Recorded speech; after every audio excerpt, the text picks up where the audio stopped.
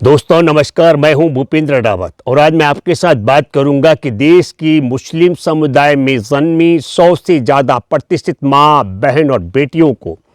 Website पर किस तरीके से नीलामी के लिए उनके फोटो को अपलोड किए गए।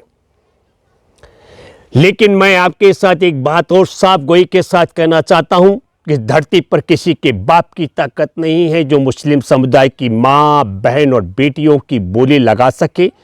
फोटो अपलोड करके वेबसाइट में आप उन्हें बदनाम कर सकते हैं। दूसरा, ऐसा शगुफा करने के पीछे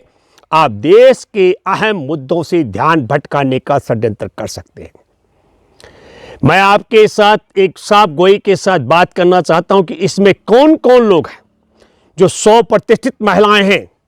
उनमें सामाजिक कार्यकर्ता हैं, अधिवक्ता हैं, पत्रकार हैं, कांग्रेस की पार्टी की नेता हैं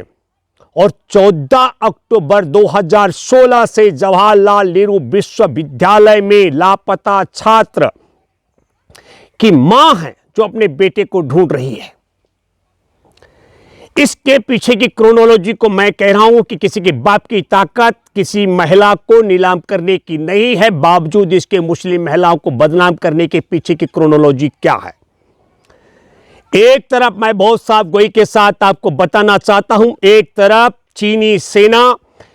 31 दिसंबर 2021 को नए साल में गलवान घाटी में जहां कब्जा करके बैठी वहां अपना राष्ट्रीय झंडा फहराने की तैयारी कर रही थी और दूसरी तरफ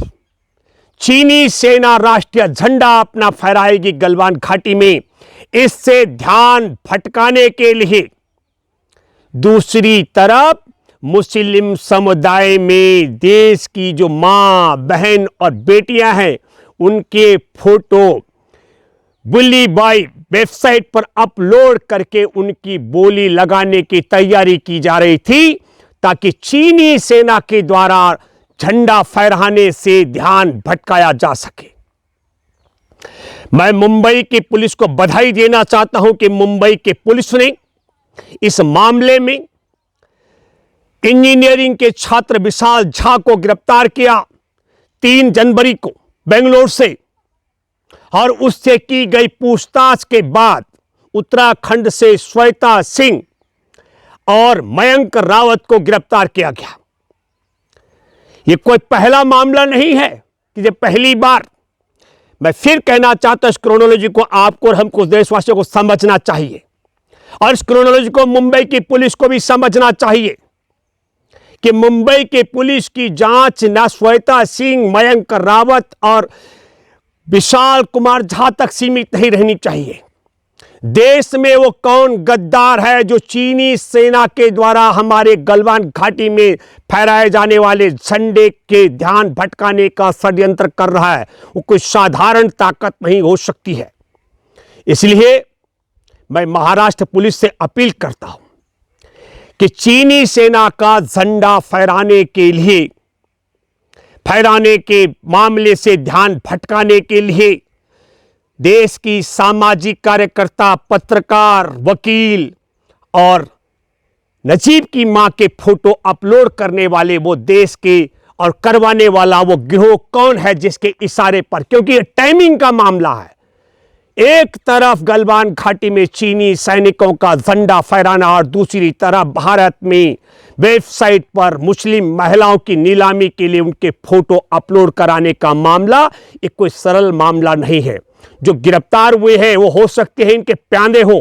पर असल मामला है कौन? सत्ता के शिखर पर वो कौन देश का गद्दार बैठा हुआ है जिस मामले से ध्यान भटकाना चाहता है। इसके टाइमिंग को लेकर के भी, और तीसरी महत्वपूर्ण बात कि इतने बड़े अपराध के लिए जो सिख समुदाय के लोगों का नाम उजागर कराने की बात करता, सिखों को शामिल करने के उनके नाम पर यह सब घटिया का हरकत कर रहा था, वो कौन है जो हमारे देश में सिख और मुसलमानों के बीच में आपस में जहर घोलने का काम करवाना चाहता है? क्या इस रणनीति का हिस्सा मोहन भागवत और उनके गुर्गे हैं या हमारे देश में रंगा और बिल्ला जो बैठे हुए हैं सत्ता के शिखर पर? इन दोनों में से कौन है? मेरे दोस्तों, यह कोई पहली बार नहीं हुआ। इससे पहले मैं एक और घटना आपको बताना चाहता हूं जुलाई 2020 का जिक्र करना चाहता हूं, तब भी भारत की प्रतिष्ठित महिलाओं के फोटो वेबसाइट पर अपलोड किए गए थे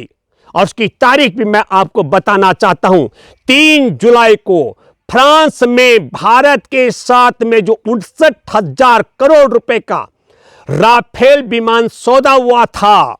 उसमें जो भ्रष्टाचार और लाभ पहुंचाने का जो मामला था, इसकी न्यायिक जांच की शुरुआत हुई थी फ्रांस में। और जैसे ही यह समाचार भारत में आता है, तत्काल भारत की एक वेबसाइट में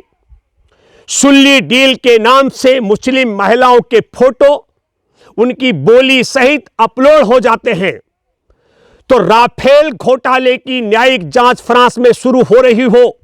और भारत में इस समाचार से ध्यान भटकाने के लिए मुस्लिम समुदाय की प्रतिष्ठित मां, बहन और बेटियों को उनकी बोलियां लगाने के लिए अपलोड किया जाता हो, यह षड्यंत्र कौन कर सकता है? मैं इसलिए साफ साफ कहना चाहता हूं कि इस षड्यंत्र के पीछे भी मोदी सरकार और अमित शाह से कम किसी का हाथ हो नहीं सकता है। यह बात मैं इसलिए भी कहना चाहता हूं कि जुलाई 2020 में इस मामले पर उत्तर प्रदेश और राष्ट्र देश के सबसे बड़े सूबे उत्तर प्रदेश में और राष्ट्र की राजधानी दिल्ली में मुकदमा दर्ज कराया गया था। इसमें जो मुस्लिम समुदाय की बेटी पायलट भी हैं, उनकी तरफ से भी मुकदमा दर्ज कराया गया था, लेकिन उत्तर प्रदेश की पुलिस ने और राजधानी दिल्ली की पुलिस ने अभी तक किसी को गिरफ्तार नहीं किया। एडिटर गिल्ड्स ऑफ इंडिया ने भी मुस्लिम महिलाओं, पत्रकारों पर हुए इस हमले की निंदा की थी और सोशल मीडिया और डिजिटल प्लेटफॉर्म पर इस तरीके के इस्तेमाल कर महिला और पत्रकारों को डराने की भर्त्सना की गई थी।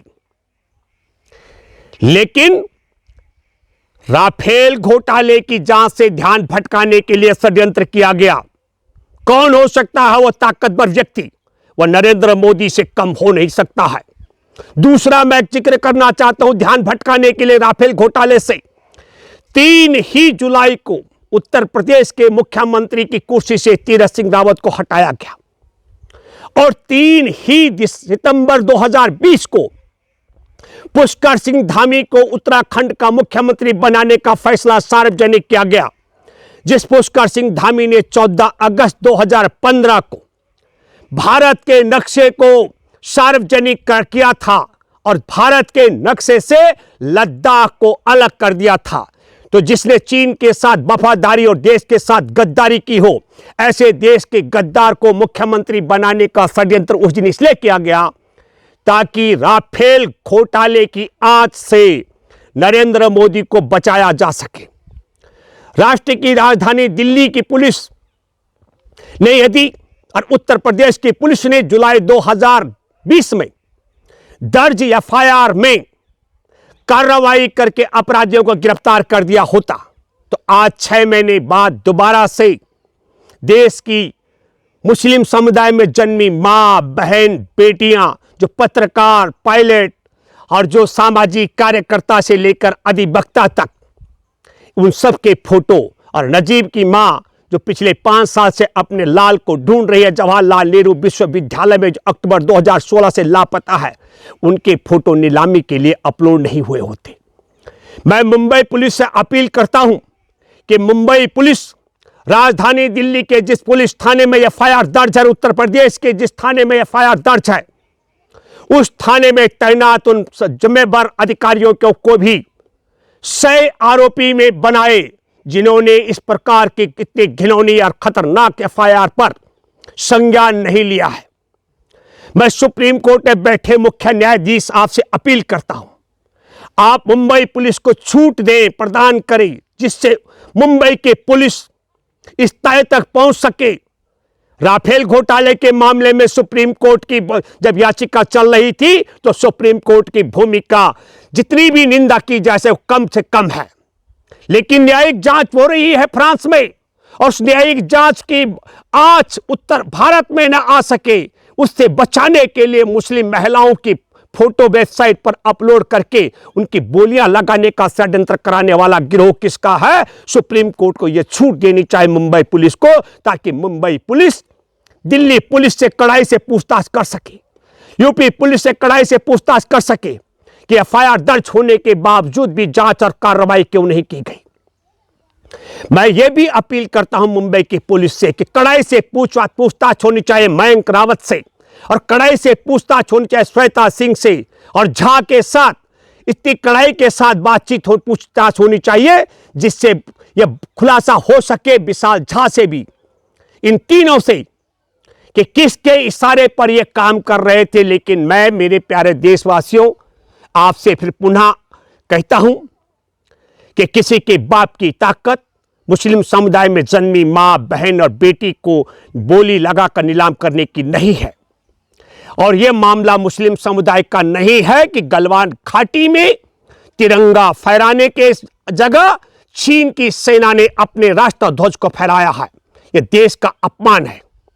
हम सब लोग कहते हैं कि देश सुरक्षित हाथों में, देश इतने कायर हाथों में है कि सीमा पर चीन का कब्जा हो गया, चीन झंडा फहराता है, तो हमारे देश की बहु बेटियों के फोटोएं मुस्लिम समुदाय की वेबसाइट पर अपलोड करा करके उनको नीलामी के लिए परोसने की बात की जाती है ताकि आप मुख्य मुद्दे से ध्यान भटका सके। ये मुस्लिम समुदाय का मामला नहीं, ये पूरे 140 करोड़ आबादी का मामला है। एक तरफ सीमा पर हमारे देश की जमीन पर कब्जा करके चीन झंडा फहरा रहा है, और दूसरी तरफ हमारे देश की मां, बहन और बेटियों की वेबसाइट पर बोलियां लगवाई जा रही है। एक तरफ राफेल घोटाले के लिए फ्रांस में जांच शुरू हो चुकी है, और दूसरी तरफ हमारे देश की मां, बहन और बेटियों की नीलामी के लिए उनके फोटो अपलोड करे जा रहे हैं। तो मैं अपील करता हूं सुप्रीम कोर्ट के जजों से कि जो कुछ भी आपका तब भूमि कर रही हो राफेल घोटाले की जांच के मामले को लेकर के, लेकिन अब दूध का दूध और पानी का पानी हो सकता है। मैं अपील करता हूं मुंबई की पुलिस से कि कड़ाई से पूछताछ करे और वह हर रास्ता अख्तियार करे जिससे यह हाथ वहां तक पहुंच सके जो देश का ध्यान भटकाने के लिए, चाहे गलवान घाटी में चीनी कब्जे से ध्यान भटकाने का मामला हो, चाहे राफेल घोटाले ध्यान भटकाने का मामला हो, मुस्लिम महिलाओं को बदनाम करने का षड्यंत्र कर रहा है। और मुस्लिम महिलाओं को बदनाम करने के लिए सिखों के नाम को बदनाम करने का, उपयोग करने का षड्यंत्र किया गया है। इसकी जांच पड़ताल करे, ये उम्मीद मैं करता हूं। और मैं माफी चाहता हूं तमाम देश की प्रतिष्ठित मां, बहन और बेटियों के साथ से जिनके विषय में इस प्रकार के अनगढ़ प्रचार प्रसार किया जा रहा है, उनसे मैं माफी चाहता हूं। और मैं अफसोस और दुख के साथ, मुझे फिर अफसोस के साथ कहना पड़ रहा है कि उत्तर प्रदेश में भाजपा शासन है और राजधानी दिल्ली में भी अमित शाह की पुलिस है, इसलिए इसकी जांच पड़ताल नहीं की गई। मैं बधाई देता हूं मुंबई की पुलिस को और महाराष्ट्र सरकार को, और उम्मीद करता हूं कि दूध का दूध और पानी का पानी हो सके। और कितना बड़ा ताकतवर क्यों न हो, सत्ता के शिखर पर बैठा, उसके हाथ पर हथकड़ी पहुंचनी चाहिए। अपील मैं करता हूं। धन्यवाद। जय हिंद, जय जवान, जय किसान, जय संविधान।